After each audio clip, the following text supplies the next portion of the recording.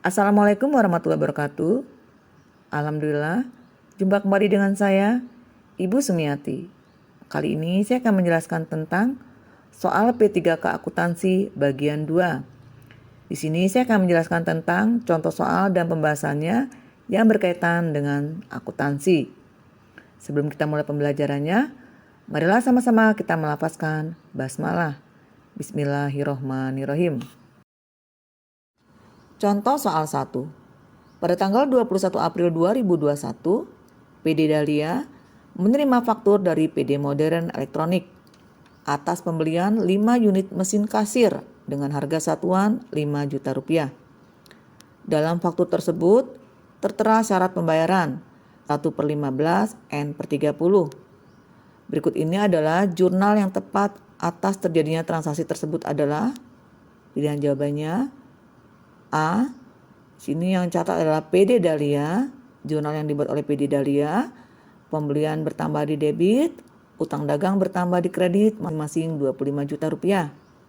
Yang B, pencatatan yang dilakukan oleh PD Dahlia juga, jurnalnya kas di debit, penjualan di kredit masing-masing 25 juta rupiah.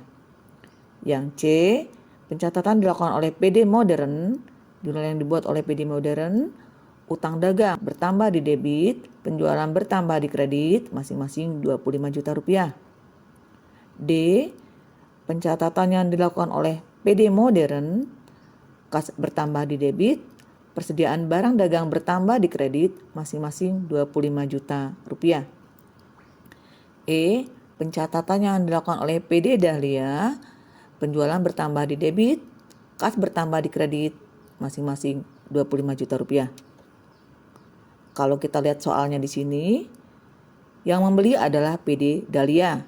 PD Dahlia membeli mesin kasir ya secara kredit kepada PD Modern.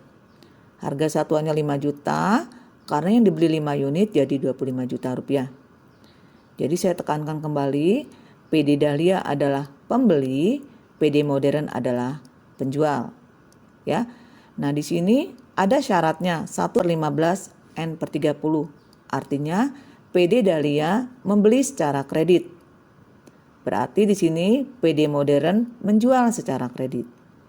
Nah, PD Dahlia di sini membeli secara kredit. Berarti jurnal yang akan dibuat oleh PD Dahlia ini nantinya adalah ada pembelian bertambah di debit, kemudian karena belinya di kredit, maka utang dagang juga bertambah di kredit masing-masing senilai 25 juta rupiah. Sementara kalau PD Modern karena dia menjual secara kredit, maka jurnal yang seharusnya dibuat oleh PD Modern itu adalah piutang dagang bertambah di debit, penjualan bertambah di kredit masing-masing 25 juta rupiah. Jadi kalau kita lihat di sini, jawaban yang paling tepat ini adalah yang A, ya. Pencatatan yang dilakukan oleh PD Dahlia yaitu pembelian bertambah di debit, utang dagang bertambah di kredit masing-masing 25 juta rupiah. Contoh soal 2. Pada tanggal 6 Agustus 2020, jasa konsultan Lutfi menerima penandatanganan kontrak kerja dengan klien sebagai konsultan keuangan untuk 1 tahun. Dalam kontrak yang ditandatangani, jasa konsultan Lutfi akan menerima pendapatan atas jasa yang diberikan 10% hari ini. Sisanya akan dibayarkan pada tanggal 31 Desember tahun 2020. Apabila dalam kontrak tersebut pendapatan yang akan diterima sejumlah 80 juta, jurnal umum yang akan dibuat pada tanggal 6 Agustus 2020 apabila menggunakan pendekatan pendapatan adalah alternatif jawabannya A. Pendapatan diterima di muka bertambah di debit, pendapatan jasa di kredit masing-masing 80 juta rupiah.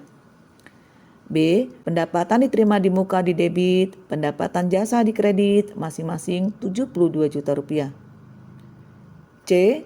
Kas bertambah di debit 8 juta, piutang pendapatan bertambah di debit 72 juta, pendapatan diterima di muka bertambah di kredit 80 juta rupiah.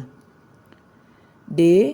Kas bertambah di debit 8 juta, piutang pendapatan bertambah di debit 72 juta rupiah, dan pendapatan jasa bertambah di kredit 80 juta rupiah. E. Kas bertambah di debit 8 juta, pendapatan diterima di muka bertambah di kredit juga 8 juta rupiah. Pembahasannya, kalau kita lihat di sini pendekatan yang digunakan adalah pendekatan pendapatan. Berarti nanti pencatatannya ke dalam jurnal ketika menerima pendapatan diterima di muka ini akan ada akun pendapatan jasa di kredit senilai 80 juta rupiah. Kalau kita lihat di sini, total pendapatannya ada 80 juta rupiah. Baru diterima 10% untuk tanggal 6 Agustus. Ya, diterimanya berarti hanya 8 juta rupiah. Masih ada sisa, ya, sisa yang menjadi hak perusahaan senilai 72 juta rupiah. Dari pendapatan berdasarkan kontrak 80 juta dikurangi dengan yang diterima 8 juta rupiah. Sehingga timbul piutang pendapatan 72 juta rupiah. Ya. Jadi jawaban yang paling tepat adalah yang D, ya. Ada kas bertambah di debit senilai uang yang diterima 8 juta. Kemudian ada piutang pendapatan yang bertambah sebelah debit senilai pendapatan yang belum diterima yaitu 72 juta rupiah. Dan karena menggunakan pendekatan pendapatan, maka kreditnya adalah pendapatan jasa senilai 80 juta rupiah.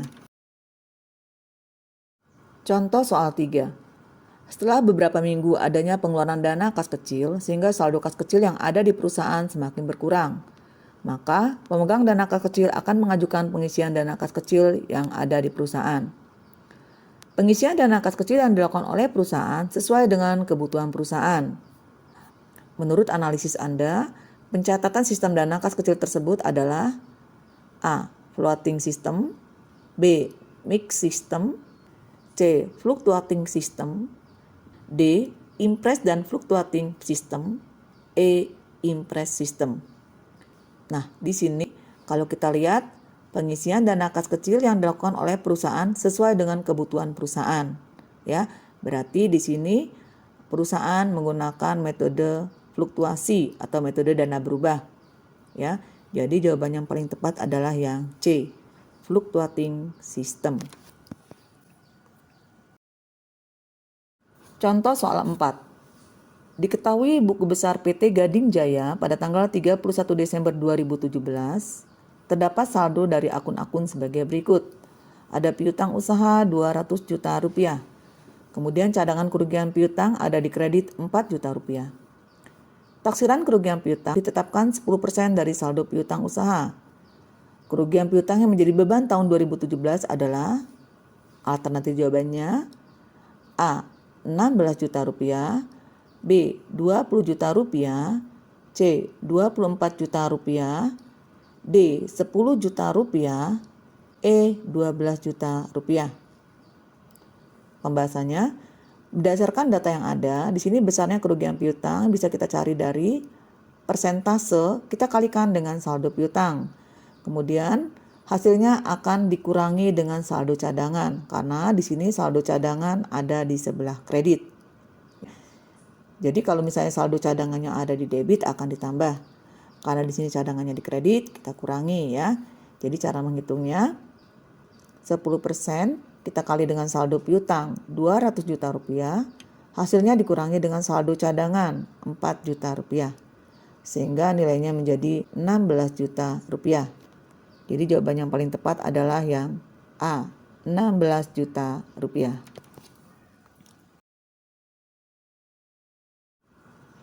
Contoh soal 5. PT Niami menyelenggarakan pembukuan dana kas kecil dengan menggunakan sistem dana tetap. Jumlah dana kas kecil yang dibentuk sebesar 1 juta rupiah. Dana kas kecil digunakan untuk pengeluaran sampai dengan batas setinggi-tingginya Rp500.000. Pada tanggal 26 Juni 2020, laporan penggunaan dana kas kecil sebagai berikut. Ada perlengkapan kantor Rp400.000, kemudian rekening listrik, air, dan telepon Rp500.000. Jurnal umum untuk mencatat transaksi pemakaian dana kas kecil pada tanggal 26 Juni 2020 adalah A. Cash di debit, petty cash di kredit, masing-masing Rp900.000. B. tidak dilakukan penjurnalan. C. Office supplies di debit Rp400.000, utility expense di debit Rp500.000, petty cash di kredit Rp900.000. D. Office supplies di debit Rp400.000, utility expense di debit Rp500.000, cash di kredit Rp900.000. E. Petty cash di debit, cash di kredit masing-masing Rp900.000. Pembahasannya di sini PT Niami untuk menyelenggarakan kas kecil menggunakan metode sistem dana tetap. Yang harus diingat, dalam sistem dana tetap, pencatatan kas kecil atau pembuatan jurnal kas kecil hanya dilakukan pada saat pembentukan dana kas kecil, pengisian kembali dana kas kecil, dan penambahan atau pengurangan dana kas kecil karena misalnya dana kas kecil itu dianggap terlalu besar atau terlalu kecil ya, sehingga perlu dilakukan penambahan atau pengurangan. Sedangkan untuk pemakaian dana kas kecil ini tidak ada pembuatan jurnalnya. Jadi jawaban yang paling tepat adalah yang B, tidak dilakukan penjurnalan. Demikianlah video pembelajaran saya tentang contoh soal P3K dan pembahasannya.